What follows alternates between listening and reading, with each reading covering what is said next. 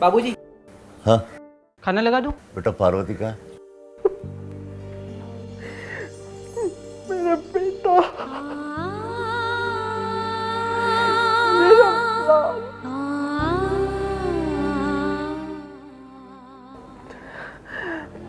तेरी आंखों में तो मेरा सहारा था ना, तू ही चला गया। अपनी माँ के बारे में कुछ भी नहीं सोचा। मालकिन तो अपने कमरे में है। तेरे को पता है ना, मैं अकेले खाना नहीं खाता। हाँ, तो मैं मालकिन को बुला के लेके आऊं? चल तू खाना लगा, मैं बुला के लाता।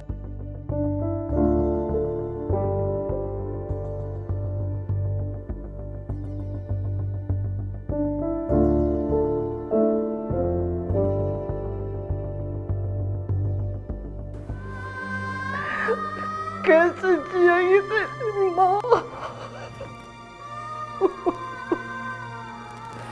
अरे जाने की बारी तो हमारी थी, तेरे बाबा की थी, मेरी थी। तू क्यों चला गया बेटा? तू क्यों चला गया?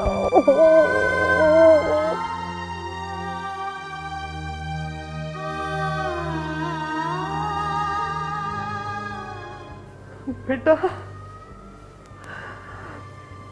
जब बेटे के कंधे पे बाप की आरती जाती है ना, तो बड़ा सौभाग्य होता है।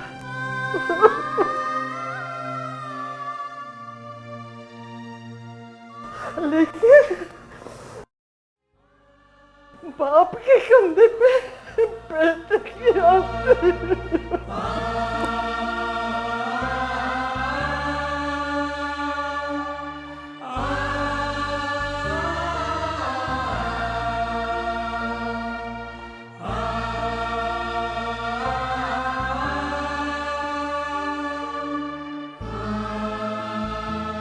पार्वती,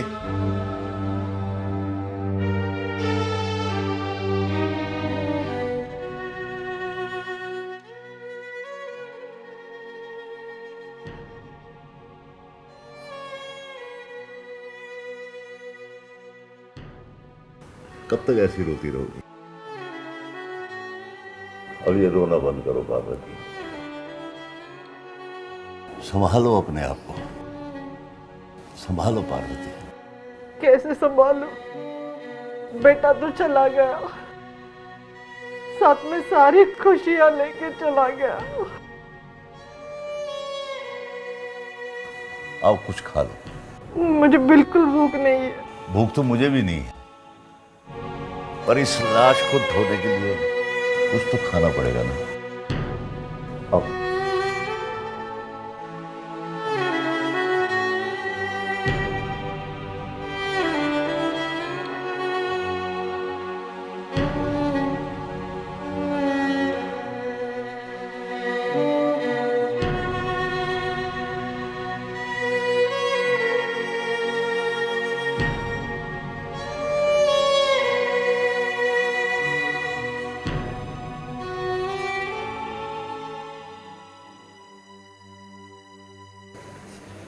पार्वती, ये ताउम्र का दर्द है, संभालो अपने आप को।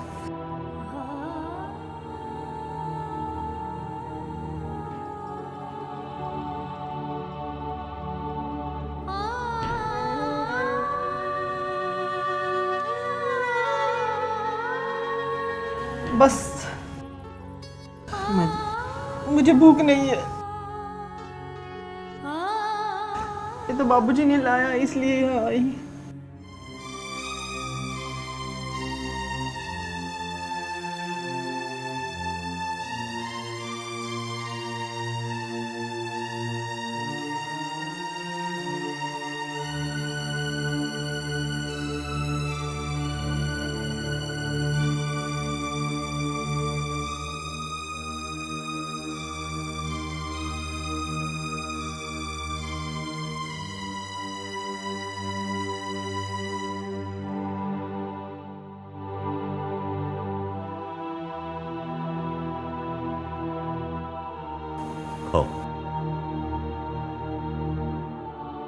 प्रिया दिखाई नहीं दे रही बेटा।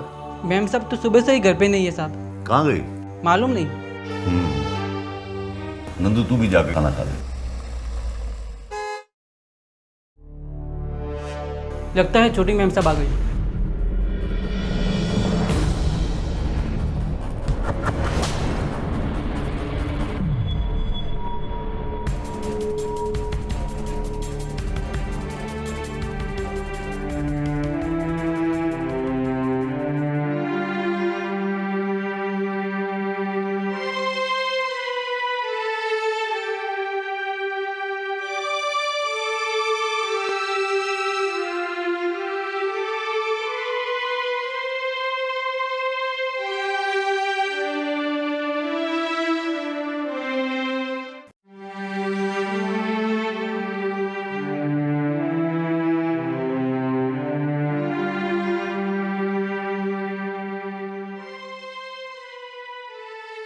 सुनिए जी, हाँ जी। मेरा बेटा तो भला चंगा था, उसे तो कोई बीमारी भी नहीं थी, वो अपनी मौत नहीं मरा। उसे हार्ट अटैक कैसे आ सकता है? हार्ट अटैक पार्वती किसी को भी किसी भी उम्र में आ सकता है। खान पान इतना प्रदूषित है और कितनी बीमारियां लग सकती हैं किसी को नहीं पता किस उम्र में क्या लग जाए। आप कुछ भी कहिए, मेरा दिल नहीं मानता। मेरे बेटे के साथ साजिश हुई है, आप पुलिस की जांच करवाइए। पार्वती मैं पुलिस को क्या कहूंगा कि मेरा बेटा हार्ट अटैक से मर गया, उसकी जांच की जाए। सारा समाज जानता है, सारे रिश्तेदार सब लोग जानते हैं कि मेरा बेटा हार्ट अटैक से मरा है।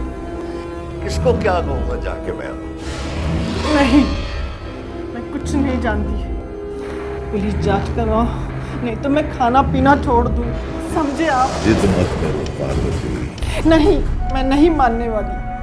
पुलिस जांच करवानी ही पड़ेगी आप। अच्छा चलो, तुम कहती हो तो जांच करवाते हैं।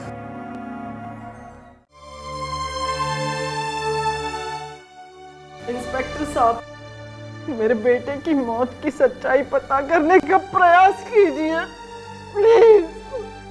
पूरा शहर जानता है कि आपके बेटे की मौत हार्ट अटैक से हुई है। अगर किसी ने गोली मारी होती या किसी ने गला दबाकर मारा होता तो पुलिस क्रिमिनल को ढूंढती। इसमें किसको ढूंढे? भगवान को? मेरा बेटा अपनी मौत नहीं मरा इंस्पेक्टर साहब। तो कैसे मरा है माँ जी? आप कुछ जानती हैं तो बता दीजिए। Inspector please. देखिए, आप तो समझदार हैं, समझाने की कोशिश कीजिए। आपके बेटे की नेचुरल मौत हुई है, इसमें पुलिस क्या करे? देखिए, टाइम बर्बाद मत कीजिए, घर जाइए। इंस्पेक्टर साहब, मेरे बेटे के साथ साजिश हुई है, उसे मार डाला गया है।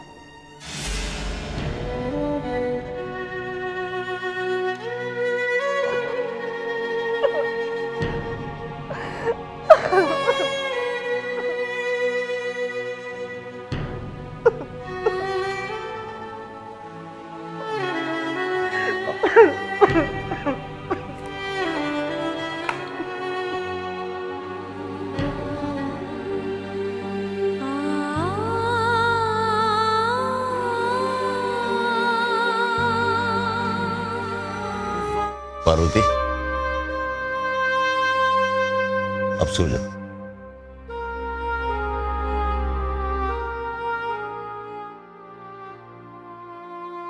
दुनिया कुछ भी कहे, लेकिन मेरे बेटे को मारने की साजिश हुई है। तुम जब अटक जाती है ना, फिर किसी की कुछ नहीं चलती और जिद पकड़ लेती हो और रट लगा लेती। अब सो जाओ, जो होना था सो हो गया। मैं भी बाप हूं, मुझे भी अपने बेटे का गम है। वो जो भगवान है ना, उसके आगे किसी की नहीं चलती। मेरा बेटा भगवान की मर्जी से नहीं मरा है, उसे मारने की साजिश की है।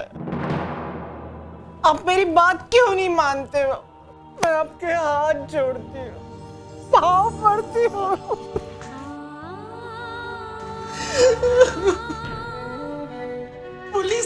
से ही किसी प्राइवेट डिटेक्टिव से उसकी जांच करवा लो। प्लीज मेरी बात मान लो आप। पैसे मैं दे दूंगी, प्लीज जांच करवा दो।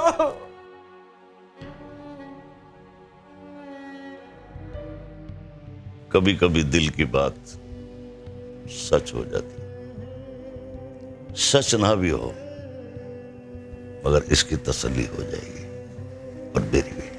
अब 1,50,000 जाए तो जाए। अब क्या सोच रहे हो? सो जाओ, कल बात करूंगा किससे? प्राइवेट डिटेक्टिव से। कौन? मदन डोगरा। कहाँ? नाभा से बोल रहे हैं आप?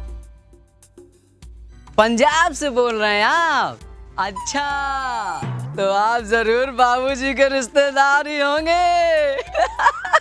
अरे नहीं, हम बाबूजी के असिस्टेंट बोल रहे हैं, नंदू। हाँ।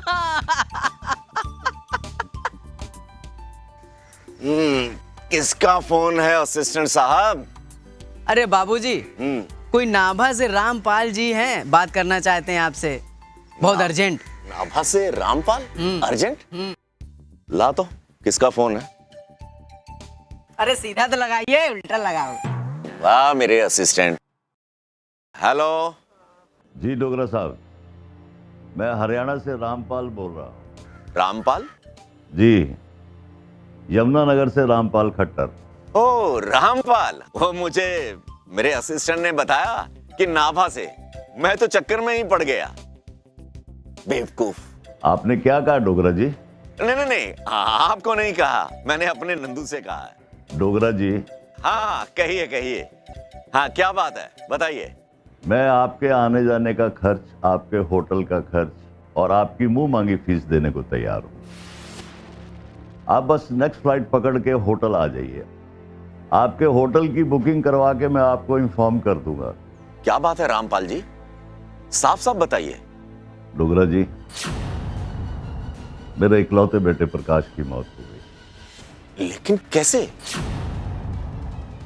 कहने को तो हार्ट अटैक है, पर उसकी मां को अंदेशा है किसी साजिश का। क्या आपको लगता है कि प्रकाश की किसी ने? जरूरी नहीं कि ऐसा ही हो डोगरा साहब, पर हमें तसल्ली हो जाएगी। ओह सो सैड। आपके बेटे की किसी से कोई दुश्मनी थी? आप डोगरा साहब बस आ जाओ। ठीक है, मैं जल्द पहुंचता हूं। आइए।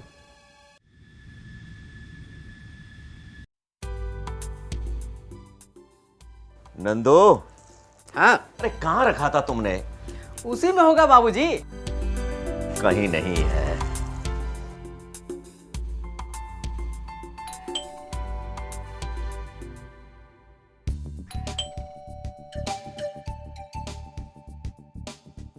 डोगरा जी। बाबूजी, कोई आया है? अरे रामपाल जी, नमस्कार जी। नमस्कार। आइए बैठिए। आइए।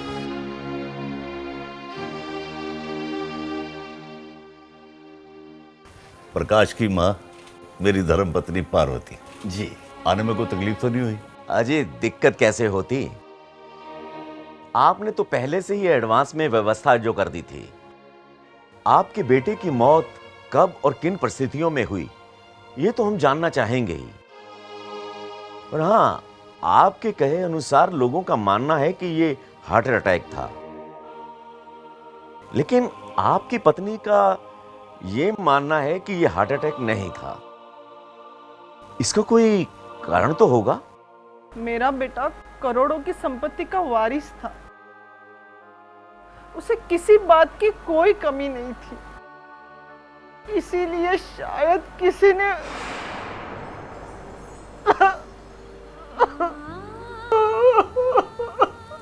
देखिए, मैं आपका दर्द समझ सकता हूं, लेकिन रोने से आपका बेटा वापस तो नहीं आ जाएगा। क्या कहूँ साहब, मेरी शक की वजह यह है कि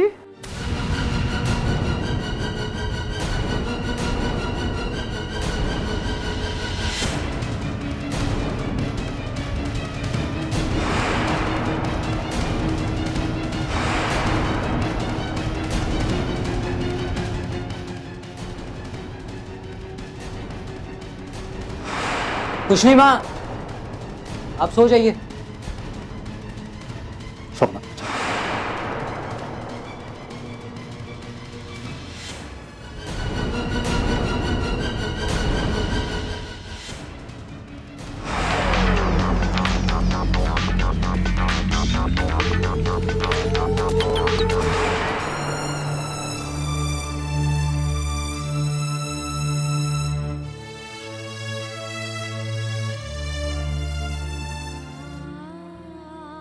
अगर आपकी बात सच है तो जल्दी ही सच्चाई का पर्दाफाश होगा। और हां, रामपाल जी, एक कार का बंदोबस्त हो सकता है? बिल्कुल हो जाएगा। शुक्रिया।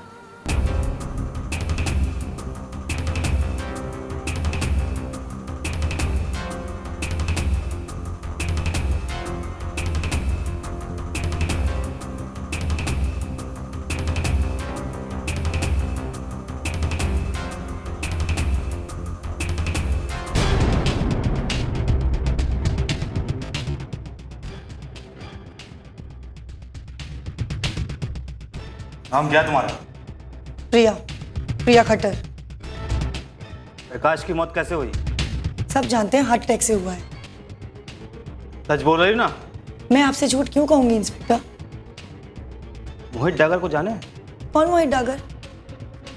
ये सवाल मैं तुमसे कर रहा हूं या तुम मुझसे कर रही हो? पर मैं किसी मोहित डागर को नहीं जानती।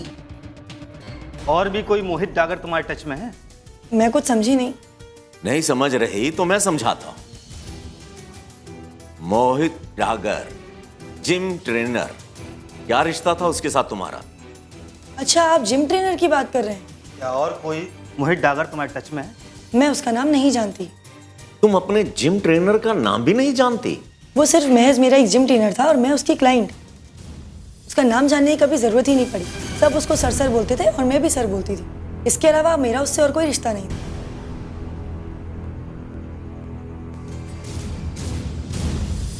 तो फिर ये क्या है?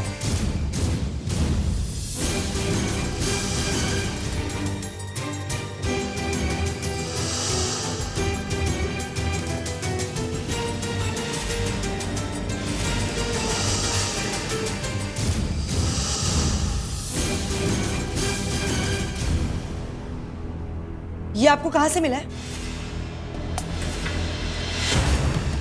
जिसने भी बनाया ना, ये मेरे खिलाफ साजिश की गई है। जिसने भी बनाया मैं उसको कोर्ट तक घसीटूंगी। ऐसे नहीं छोड़ूंगी मैं इसे। कहां से मिला आपको ये? और कुछ कहना है? देखिए, मैं एक बहुत इज्जतदार घर की बहू हूं। जिसने मेरे साथ ये सब कुछ किया है ना, मां नानी का दावा ठोक दूंगी उस पर।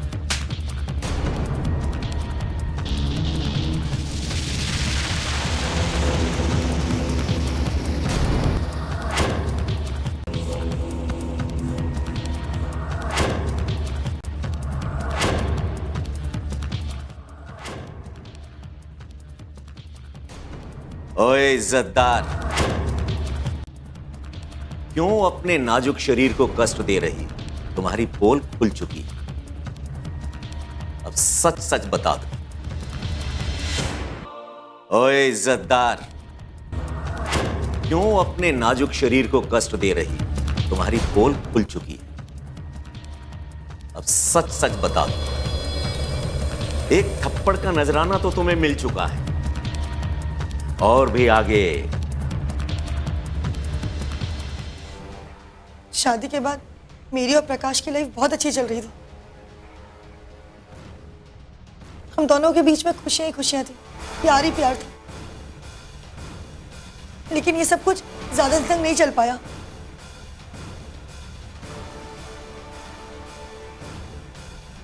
मेरा वजन बेतहाशा बढ़ने लगा और इसी वजह से प्रकाश का मेरे ऊपर से इंटरेस्ट कम होने लग गया। बहुत दिनों तक जब हमारे बीच में शारीरिक संबंध नहीं बना, तो मैंने इस बारे में एक दिन उनसे बात की।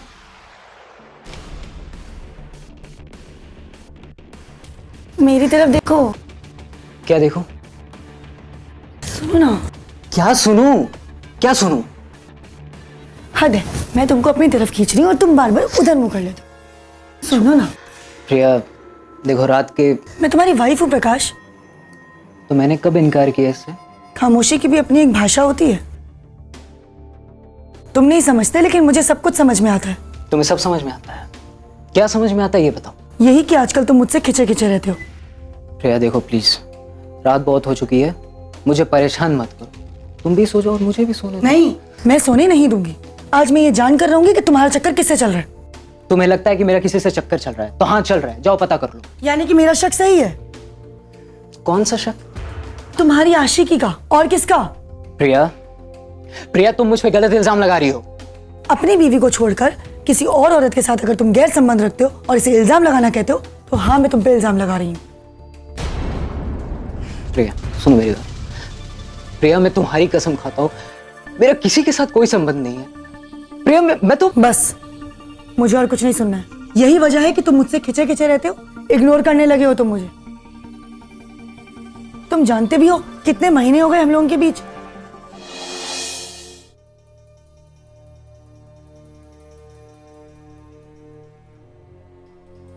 बोलो, जवाब दो।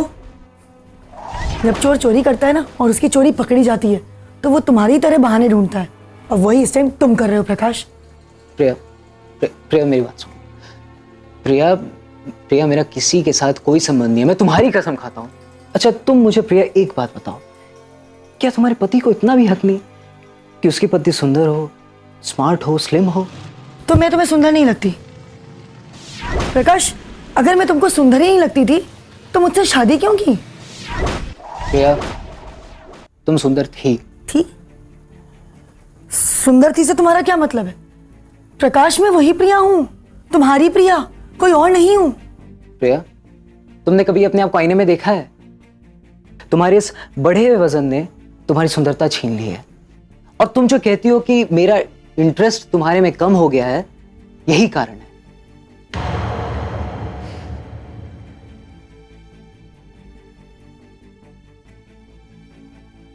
प्रिया प्रिया प्रिया प्रिया मेरी तरफ देखो, मेरे पास आओ, मेरी तरफ देखो।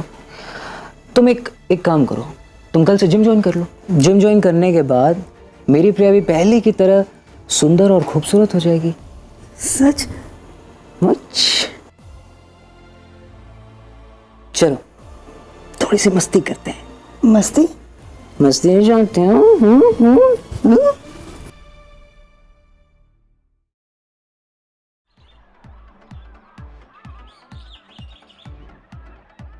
Very good. Easy. Slow down, slow down. Easy. Very good. One more.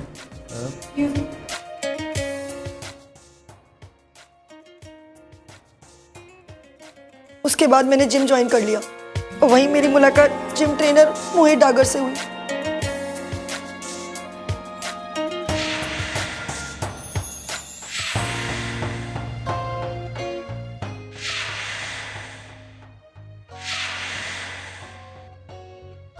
Hi.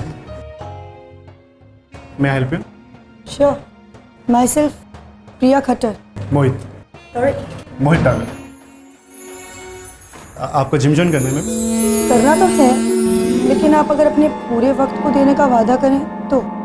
Ma'am वक्त तो सभी। प्लीज पूरी, टाइम पूरा। ये लीजिए एडवांस। आइए मैं इसकी एंट्री कर देता हूँ। कोई जरूरत नहीं, अपने पास रख लो। मैम आपकी ट्रेनिंग कब से स्टार्ट करनी है? I am ready. कम।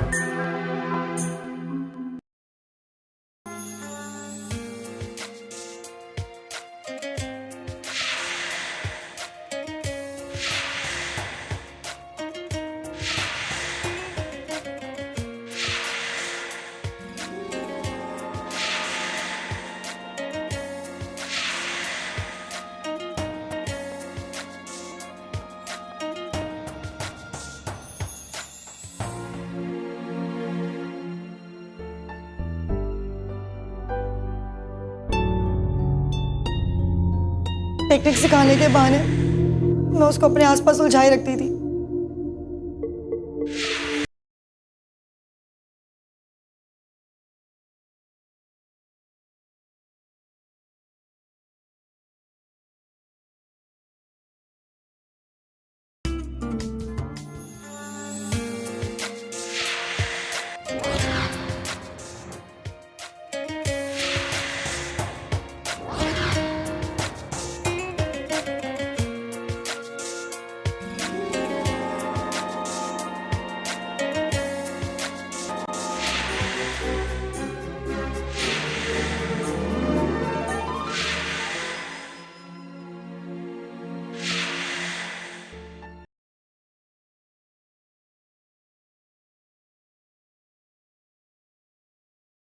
की वजह से मैं उसके बाद घर से भी जल्दी निकलने लगी थी और देर रात तक जिम में रहती थी, उससे टिप्स लेती थी और जिसके लिए मैं उसको मोटी रकम भी अदा करती थी।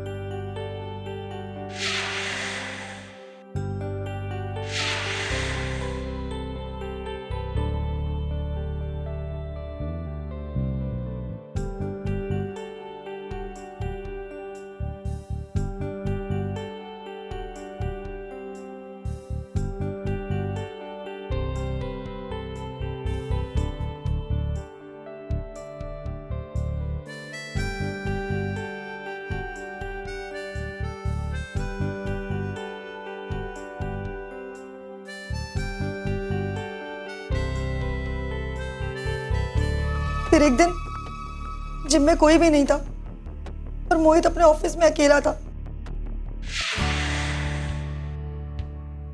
प्रिया क्या कर रही हो? जिम में सीसीटीवी कैमरे लगे, मुझ गरीब की नौकरी चली जाएगी।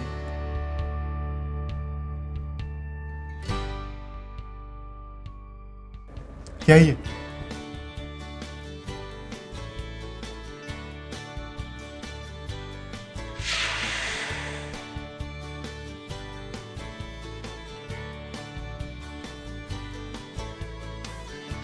मेरे सब्र का बांध टूट गया। मन तो पहले ही मैं मोहित को दे चुकी थी, उस दिन तन भी उसके हवाले कर दिया।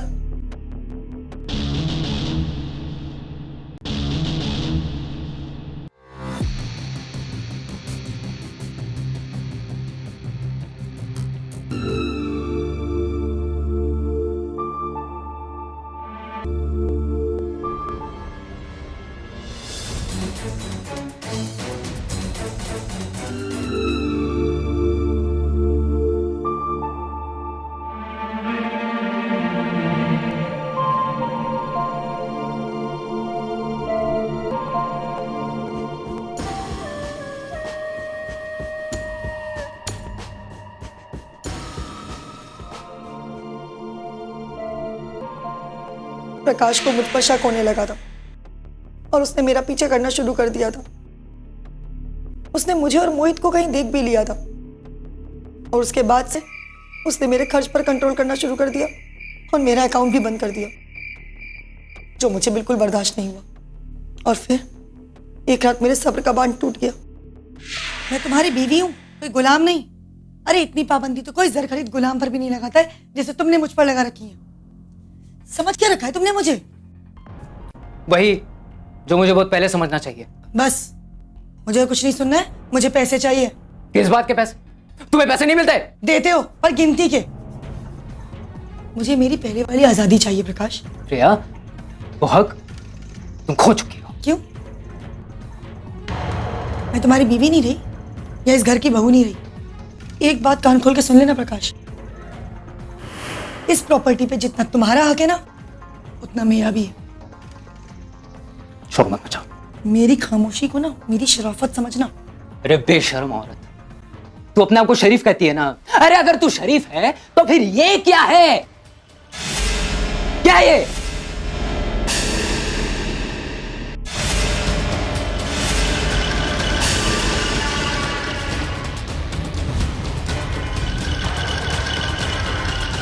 ये तुम असली मुझे कहां से मिली?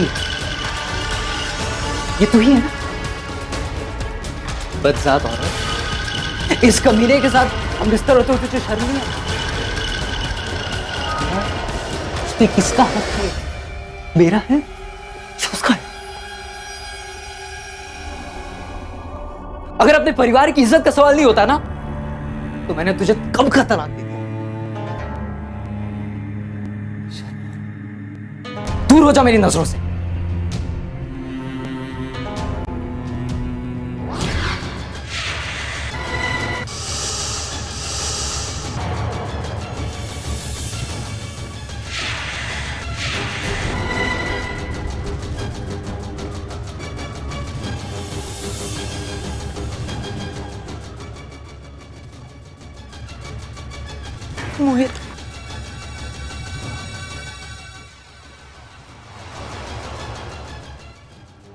प्रिया क्या हुआ तुम्हें?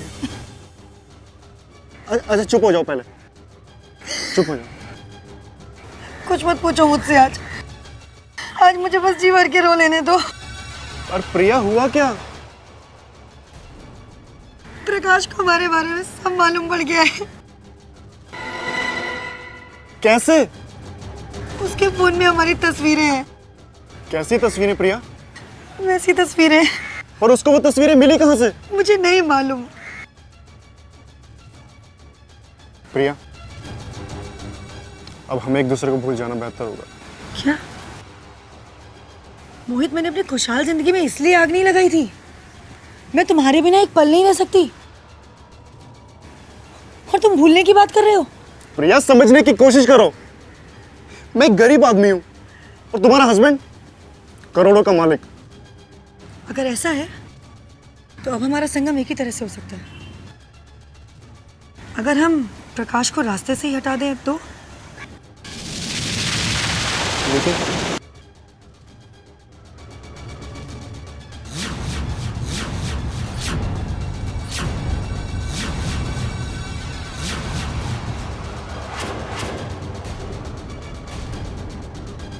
ओके।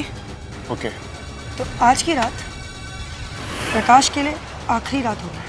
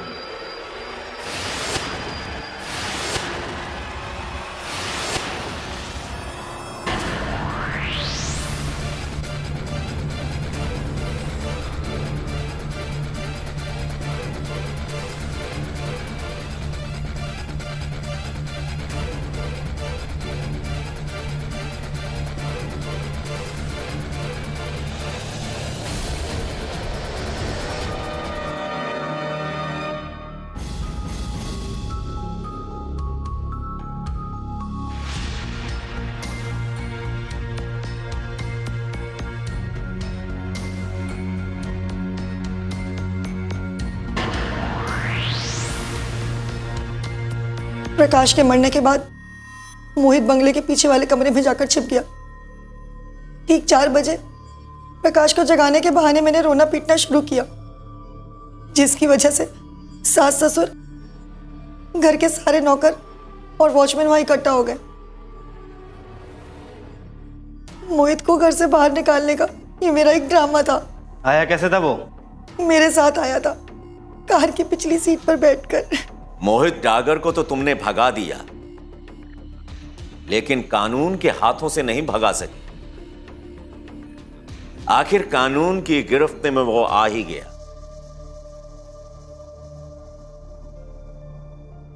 लो सर, पकड़ ला हीरो को, बहुत भगाया इसने।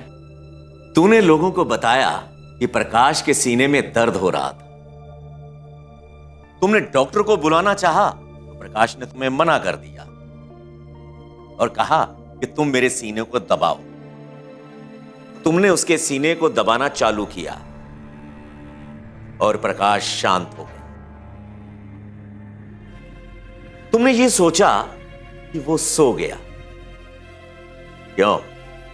यही बताया था ना तुमने लोगों को।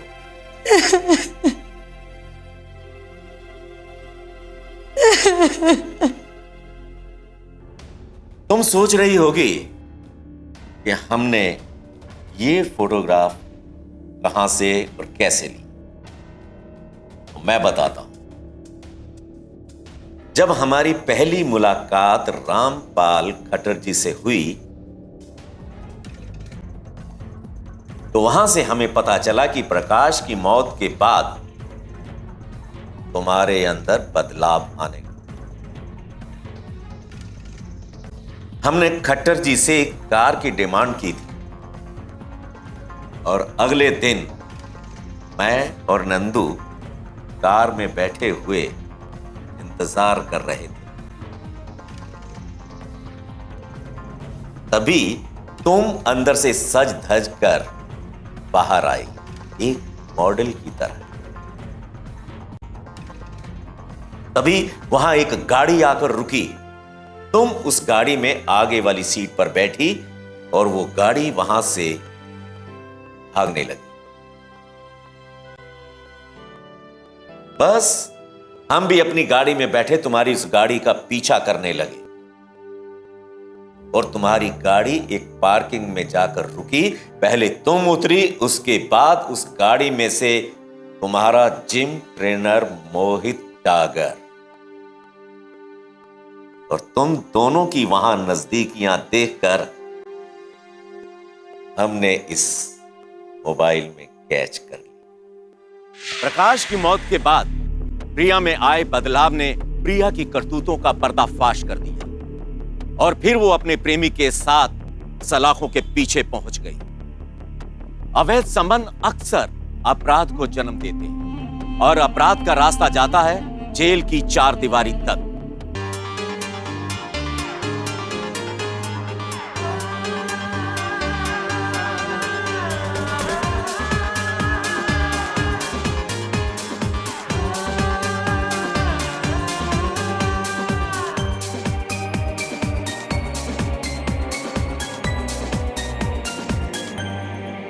उम्र देखे नहीं, जात पूछे नहीं, प्यार में फिर भी है मुश्किलें नित नहीं।